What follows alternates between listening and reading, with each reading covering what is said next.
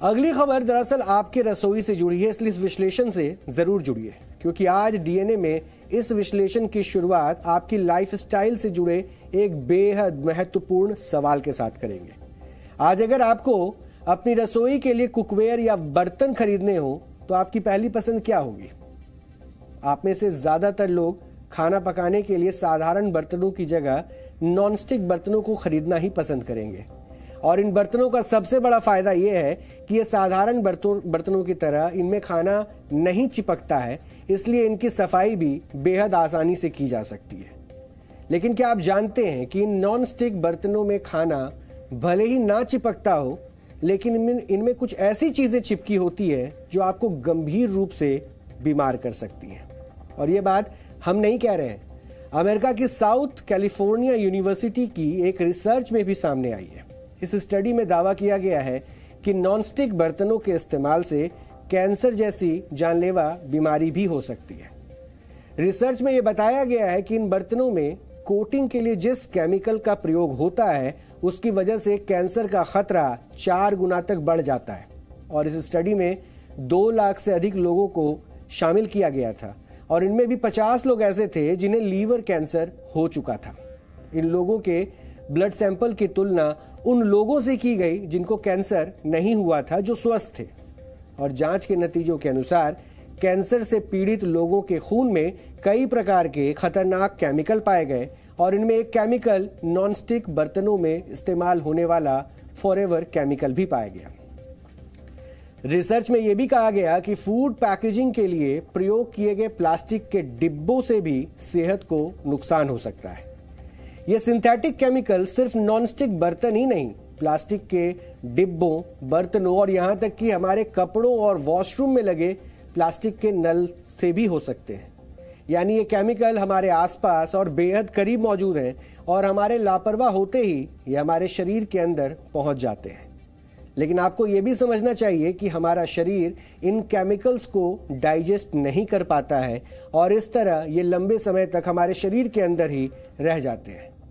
बाद में ये केमिकल कैंसर जैसी जानलेवा बीमारियों को जन्म दे सकते हैं। विशेषज्ञ ये भी बताते हैं कि केमिकल हमारे स्वास्थ्य के लिए बेहद हानिकारक हैं, लेकिन जागरूकता की कमी और सुविधाजनक होने की वजह से लोग इस तरह के बर्तनों और दूसरी चीजों का खूब इस्तेमाल कर रहे हैं और इसलिए नॉनस्टिक कुकवेयर का बाजार लगातार बढ़ता जा रहा है। आंकड़ों के मुताबिक वर्ष 2021 तक पूरे विश्व में नॉनस्टिक कुकवेयर का बाजार लगभग 90,400 करोड़ रुपए तक पहुंच जाएगा, जबकि वर्ष 2029 तक इसके 1,38,000 करोड़ तक पहुंचने की उम्मीद है। और आप इन आंकड़ों से भी समझ सकते हैं कि नॉनस्टिक बर्तन आज किस तरह हमारे जीवन का हिस्सा बनते जा रहे हैं। सिर्फ नॉनस्टिक बर्तन ही नहीं, फूड पैकेजिंग के लिए इस्तेमाल होने वाले प्लास्टिक के कंटेनरों और डिब्बों में भी यही फॉरएवर केमिकल का इस्तेमाल होता है और ये भी हमारे स्वास्थ्य के लिए हानिकारक साबित होते हैं। आज हमसे भी ज्यादातर लोग इस खतरे को समझते हैं और लेकिन इसके बावजूद भी अपनी लाइफस्टाइल की वजह से इसका प्रयोग हमारी मजबूरी भी बन चुका है। और इसी मजबूरी को समझने के लिए अब हम अपनी एक रिपोर्ट आपको दिखाएंगे जो आपसे जुड़ी है, आपके रसोई से जुड़ी है।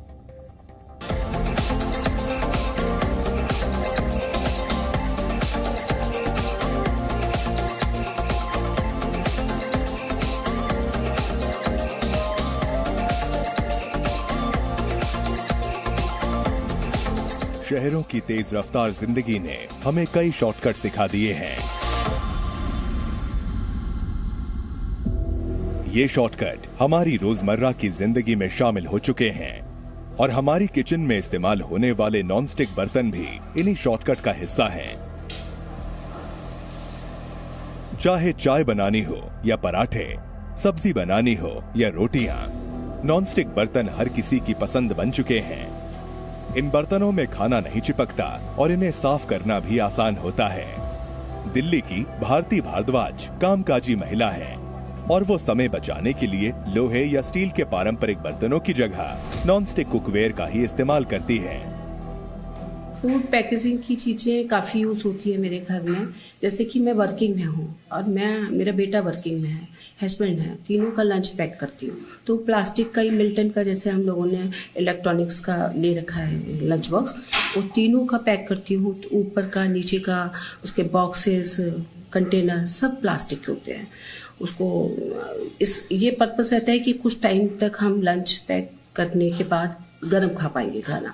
उसको गरम करते हैं, फिर देन उसके बाद खाते हैं। इन बर्तनों में खाना भले ही ना चिपकता हो, लेकिन इनमें चिपके केमिकल आपकी सेहत को नुकसान पहुंचा सकते हैं।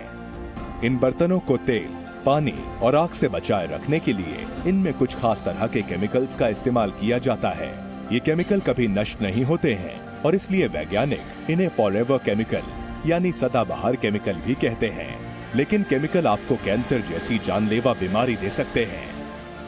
अभी रिसेंट स्टडीज के अंदर दुनिया भर में पाया गया है कि इन केमिकल्स के यूज की वजह से जो लिवर का कैंसर है, लिवर कैंसर जो उसकी मात्रा 4 से 4.5 गुना हायर हो जाती है इन दोज पीपल जिनकी लाइफ में इनका यूज काफी ज्यादा है compare to people who don't use these forever chemicals.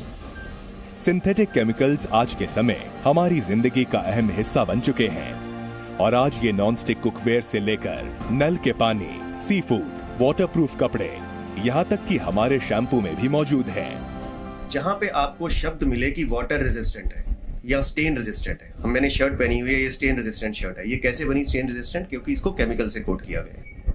यही शर्ट जब धुलेगी तो ये केमिकल पानी में जाएगा, पानी ग्राउंड वाटर में जाएगा।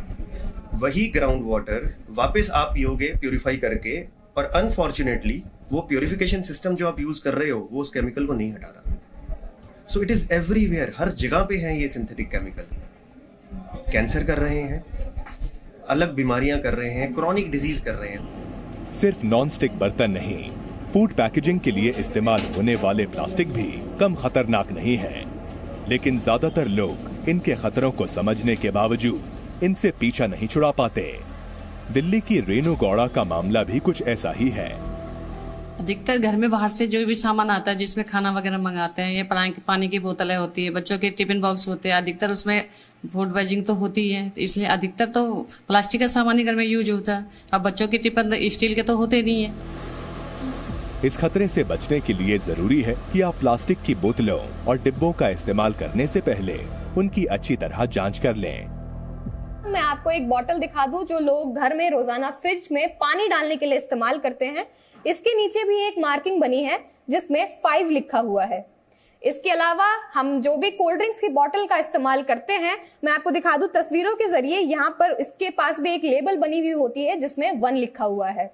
अब इन लेबल्स का मतलब क्या होता है, मैं आपको तस्वीरों के जरिए दिखा दूं। ये लेबल्स हमें बताती हैं कि वो प्लास्टिक किस तरीके से इस्तेमाल की जा सकती है और उसका इस्तेमाल कितना किया जा सकता है। जैसे मैं आपको दिखा दूं, यहाँ 1 से लेकर 7 तक की मार्किंग बनी हुई है। 1 और 7 येलो कलर से दिख रहा है हमें, जिसका मतलब ये होता है कि उस प्लास्टिक का इस्तेमाल तो हम कर सकते हैं मगर ध्यान से, यानी कि 2-4 इस्तेमाल के बाद ही हमें उस प्लास्टिक को क्रश कर देना चाहिए। उसके अलावा हमारे पास 2, 4 और 5 की मार्किंग बनी हुई है जो ग्रीन लेबल में है। इसका मतलब ये है कि वो जो प्लास्टिक होती है वो खाने पीने के लिए सबसे सेफेस्ट चॉइस होती है, मतलब हम उसका इस्तेमाल कम से कम 3-4 महीने तक कर सकते हैं। इसके अलावा 2 लेबल और हैं जो है 3 और 6, जो कि रेड कलर के मार्किंग से बनी हुई है, जिसका मतलब ये होता है कि इन 2 मार्किंग वाली जो प्लास्टिक्स है उसको हमें अवॉइड करना चाहिए। भले ही ये केमिकली ट्रीटेड नॉनस्टिक और प्लास्टिक के बर्तन हमारी लाइफस्टाइल का हिस्सा बन चुके हों, लेकिन कुछ जरूरी सावधानी रखकर हम इनसे पैदा होने वाले खतरे को काफी हद तक कम कर सकते हैं। दिल्ली से अनुष्का गर्ग के साथ ब्यूरो रिपोर्ट, जी मीडिया। इस रिपोर्ट को दिखाने का हमारा मकसद यही था कि आप भी अगर इन बर्तनों का या प्लास्टिक के डिब्बों का गलत तरीके से इस्तेमाल करते हो तो आपको भी सावधान हो जाना चाहिए। नॉनस्टिक बर्तनों का प्रयोग करते वक्त भी आपको ध्यान रखना चाहिए कि उनकी कोटिंग निकल ना रही हो, और अगर ऐसा हो रहा है तो आपको ऐसे बर्तनों का प्रयोग नहीं करना चाहिए। इसी तरह आपको प्लास्टिक के बर्तन या बोतलों का भी इस्तेमाल करते समय भी उनसे जुड़े निर्देशों को अच्छे से चेक कर लेना चाहिए और फिर उसी के अनुसार उसका प्रयोग करना चाहिए।